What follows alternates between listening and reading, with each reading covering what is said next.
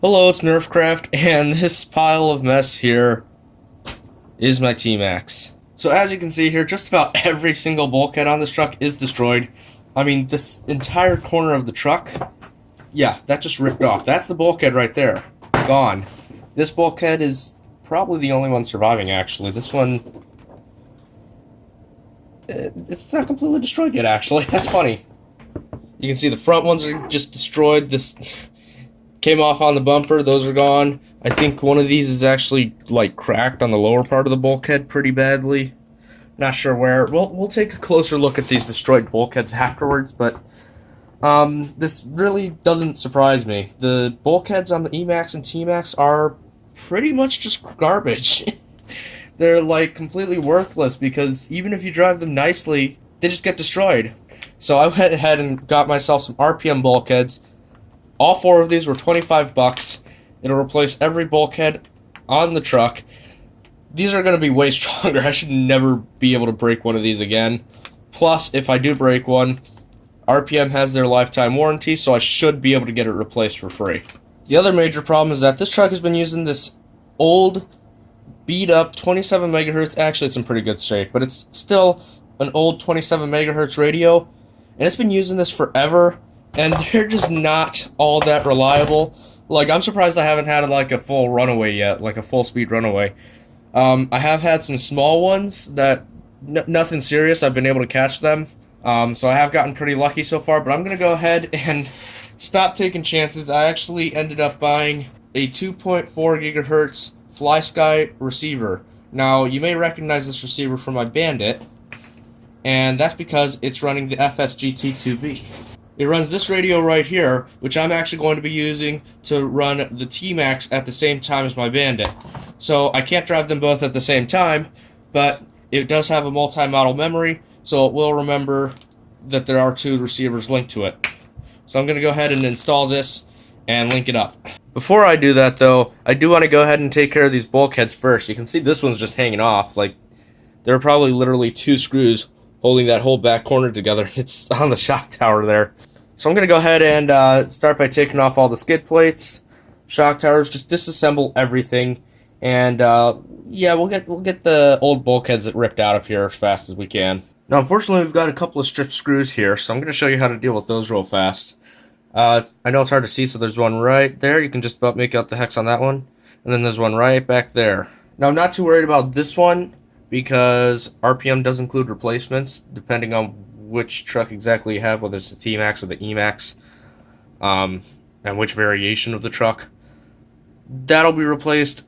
That I'm gonna have to fish one out of my screw hoard because, yeah, I don't have one from RPM for that one. Sometimes you can find another tool to save these because, as you can see, this screwdriver just not gripping it at all. Same right here. Even at an angle, I can't get it to. It's not working. So since I have some other screws here and a pretty good drill bit kit, I'm just gonna find a drill bit that's just a hair longer than one of these other screws, since they're the same screws. If you look at the screw, the drill bit is going to be just a little bit bigger than the bottom side of the head, which is what you want because you want this head to come off completely. So I'm going to use this drill bit. This happens to be a 1/8 bit. 7/64 might work. This is just what I happen to pull out. And we're just going to drill this out. Again, some screws might be safe, but these stainless steel ones they don't seem to be the best, and once they're stripped, they're stripped.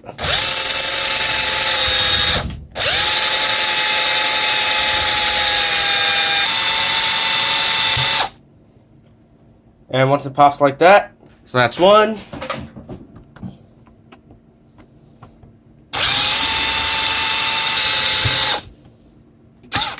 There's two. I should warn you, be careful not to touch these because the friction will make it quite hot.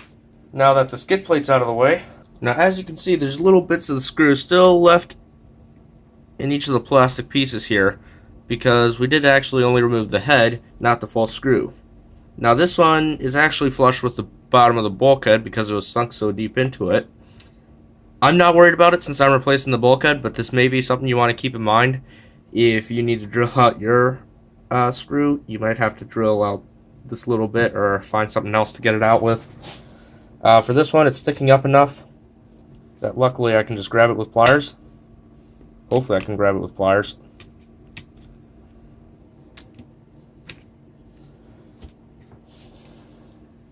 And it's out. And you can see that is going to be quite slow. So you will have to be very, very patient with it. But it will come out. So that is now a piece of trash.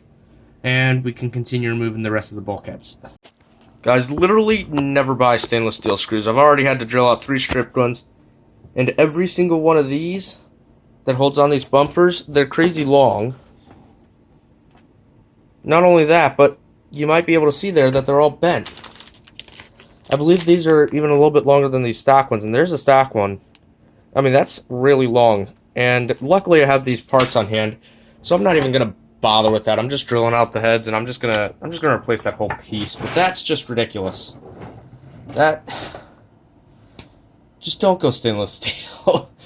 I knew they would be weak, and I thought it'd be a better match for a weaker truck, but I was wrong. Just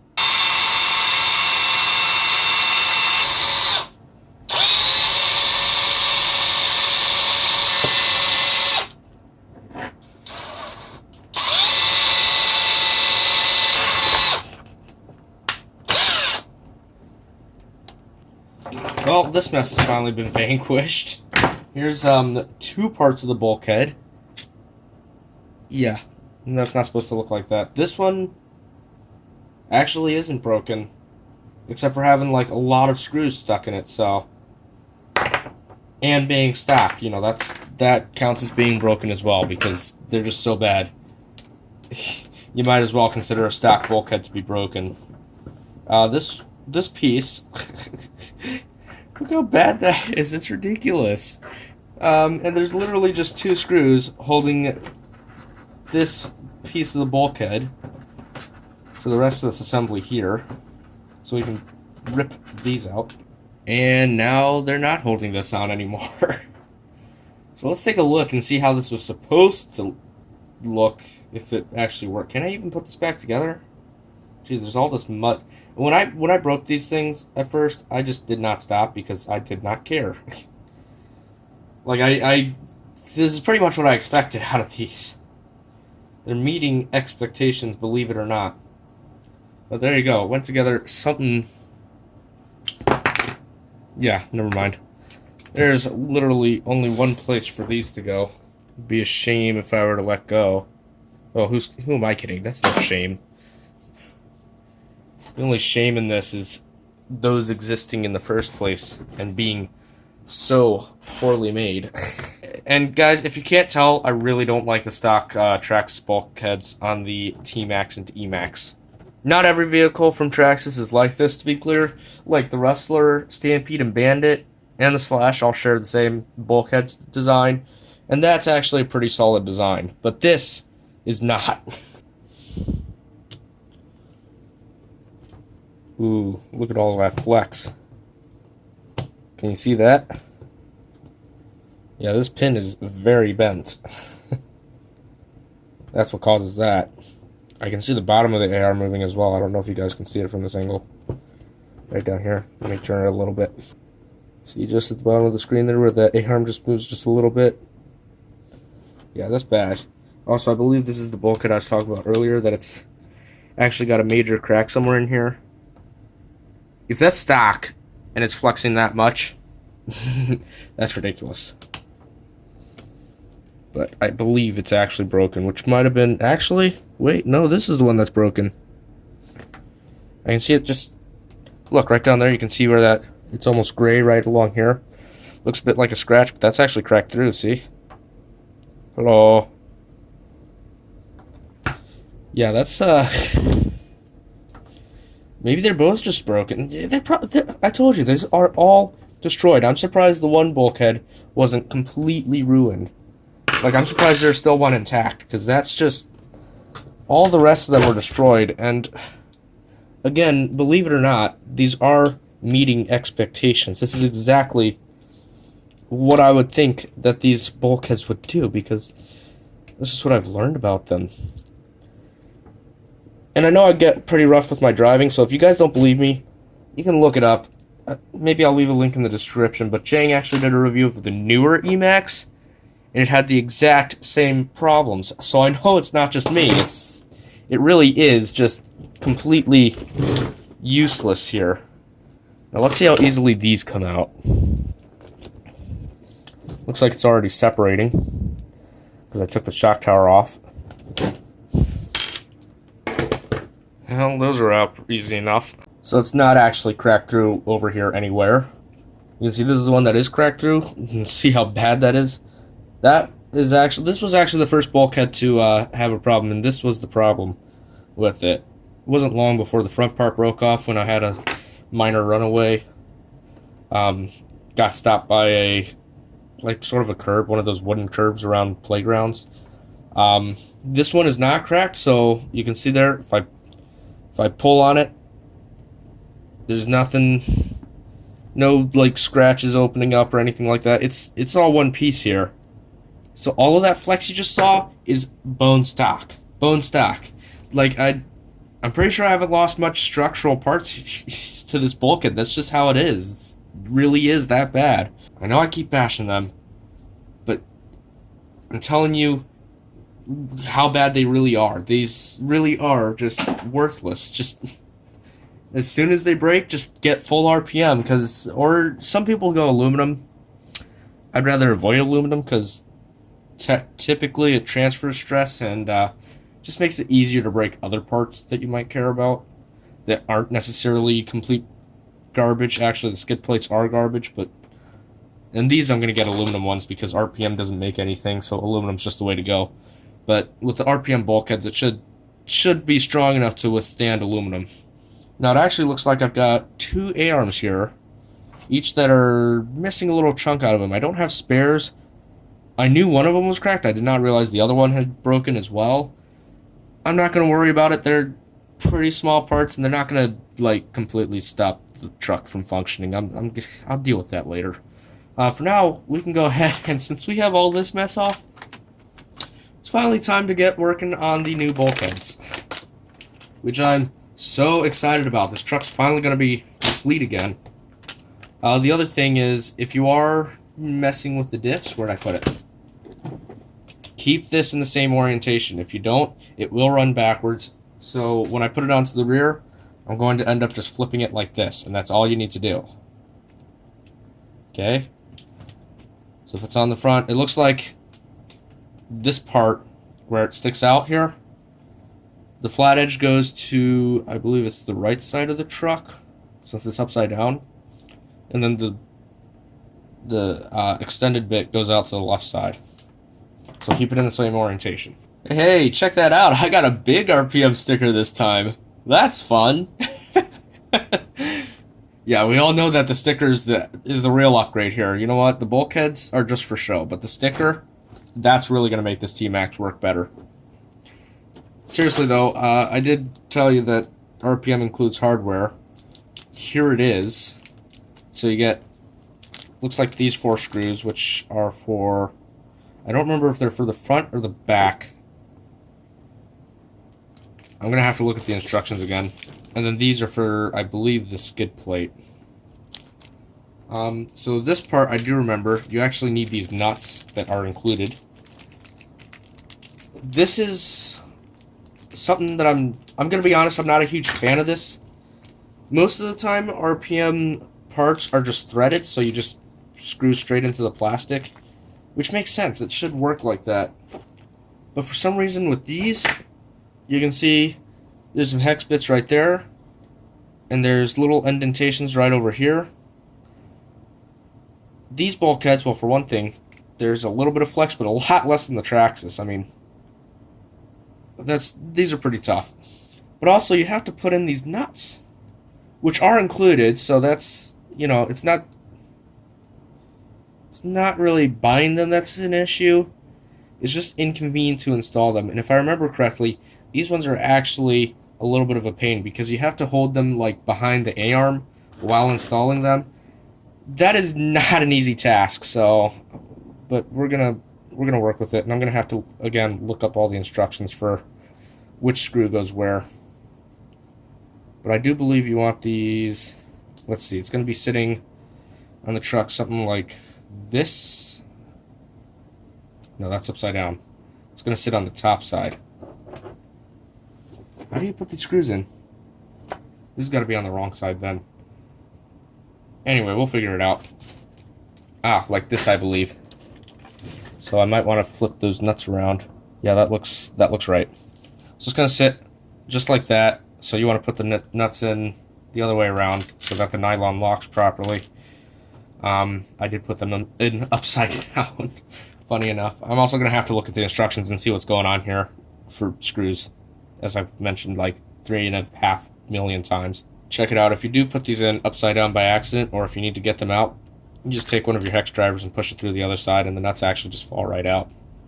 So pretty easy fix, just in case you happen to make the same mistake. So right here, we should have 8 screws, and the instructions say that for the T-maxx, these are the chassis screws, and we actually want to use the shorter ones, which actually makes a lot of sense. So these look like the 4 short screws, and the reason you use the short ones, sorry, those were the long ones. These are the short ones, and the reason for that, I believe, is because you're going through an aluminum chassis, which on the T-maxx is a lot skinnier than on the E-maxx, because on the E-maxx, they use a plastic chassis. So the plastic's actually just thicker. So you have to use a shorter screw so you don't damage parts. And then you want to make sure you get you want to put the left on the left side and the right on the right side. And you can kind of see by these indentations, this is where your diff is going to sit. So you can kind of imagine where this is going to go in relationship. Now I might actually put these onto the A-arms first, because this is going to be kind of a pain.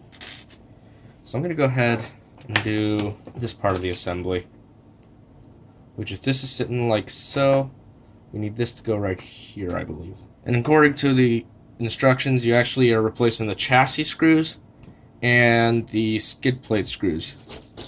The ones that go on the bottom of the skid plate in those 4 holes towards the top part. Because that's where it goes into the bulkheads, and you have to use longer screws to get all the way through the nuts. Unfortunately, the shock tower screws are the same, which means I'm still using those stupid stainless steel screws, these ones, but most of them were in good shape. I had one that I had to drill out on the front. Something else that may be worth noting is that the shock tower screws on the T-maxx and E-maxx, well, they're going to be the same, and it looks like they're actually 16 millimeters, which is the same as the T-maxx bulkhead screws. Now, since I've got the T-maxx, I am going to be using these. However, if you were putting these on an E-maxx, you'd be using the longer screws, so you could actually put these into your shock tower for the E-maxx again, since these ones we have to use elsewhere on the T-maxx. Otherwise, they'd just be floating around loose, and you wouldn't have any other purpose for them, so you might as well upgrade. So you don't have to go through what I've gone through so many times already. And when you're putting on your upper arm, don't forget your little spacers. On the rear, I happen to have these, so you have to slide them onto the pin, or you have to hold them in place and put the pin through them as you go. And for some reason on the front I have different ones. They look like this, and these you can just kind of push them into place after it's been installed. And I like to put them one on each of the outsides. You can actually place these in a different position depending on what you want, and you can actually kind of make some small adjustments to your camber and toe. And this pin looks a little short, so I might actually even, just because of that, go ahead and push this in further. I'm gonna have to look and see which one makes the most sense. And now comes about the trickiest part of the bulkhead installation on the T-maxx. Basically, you know how the skid plate goes like this, right? And now we take our 4 really long screws, more screws that RPM provided, and now the hard part here is that we actually have to install this nut. And we're going to have to hold that in place as we screw it down, because there's not a whole lot of support. Again, I really don't understand why RPM doesn't just thread this stuff into the plastic. It's so stupid. But the RPM part is worth it, so I'm just going to have to suck it up and put it in. And it does help to use a pair of pliers, at least for the back ones, if you have them. Because check this out. Got that one in fairly easy, I suppose. But now I'm going to have to do the back one. And this one, how are you meant to get into that? I have to get this tiny little nut to slide into the bulkhead right under this A-arm on the back side while screwing it in from the top. That is our goal. But even with the pliers, fishing this thing in is a real pain. There, I just about managed to get it, I think. But nope, it's trying to slip out. It's trying to avoid the screw. There we go. And now it's in. So I'm not going to show you all of these because that would just take a ridiculous amount of time, and it's not worth showing. But you guys get the idea. It's going to be tricky, so pay attention and be careful not to lose those nuts. That's also very difficult to not do. Alright, front bulkheads are installed. Attached to the chassis, shock tower's in, bumper's in, skid plate is in place, even though you can't see it from here. Next up, shock caps, and I know they're plastic, but these were not actually the shock caps' faults.